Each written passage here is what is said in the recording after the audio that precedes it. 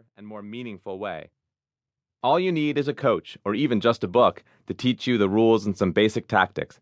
I will be your coach. I will show you how.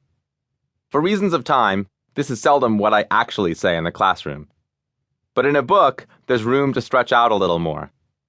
I hope to back up the grand claims I just made by showing you that the problems we think about every day, problems of politics, of medicine, of commerce, of theology, are shot through with mathematics. Understanding this gives you access to insights accessible by no other means. Even if I did give my student the full inspirational speech, she might, if she is really sharp, remain unconvinced. That sounds good, Professor, she'll say, but it's pretty abstract. You say that with mathematics at your disposal, you can get things right you'd otherwise get wrong. But what kind of things? Give me an actual example. And at that point, I would tell her the story of Abraham Wald and the missing bullet holes. Abraham Wald and the missing bullet holes. This story, like many World War II stories, starts with the Nazis hounding a Jew out of Europe and ends with the Nazis regretting it. Abraham Wald was born in 1902 in what was then the city of Klausenburg in what was then the Austro-Hungarian Empire. By the time Wald was a teenager, one World War was in the books and his hometown had become Cluj, Romania. He was the grandson of a rabbi and the son of a kosher baker, but the younger Wald was a mathematician almost from the start.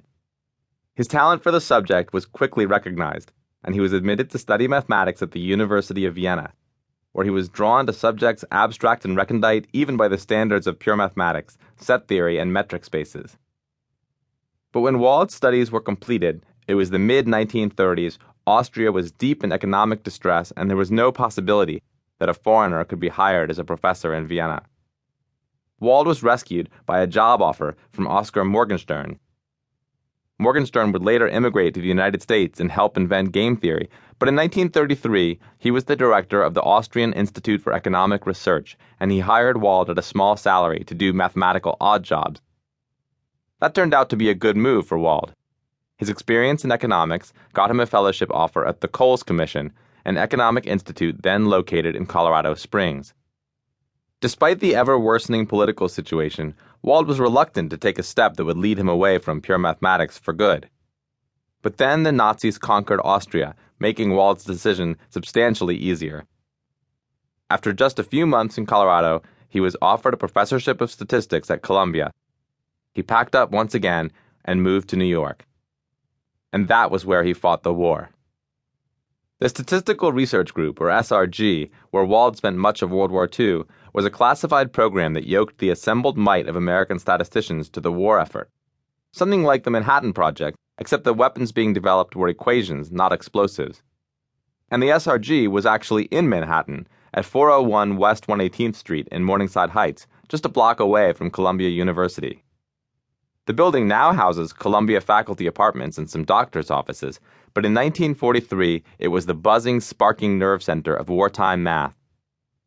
At the Applied Mathematics Group Columbia, dozens of young women bent over Marchant desktop calculators were calculating formulas for the optimal curve a fighter should trace out through the air in order to keep an enemy plane in its gun sights.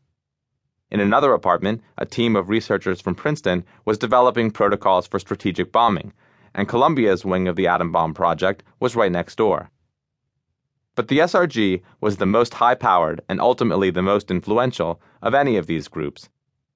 The atmosphere combined the intellectual openness and intensity of an academic department with the shared sense of purpose that comes only with high stakes.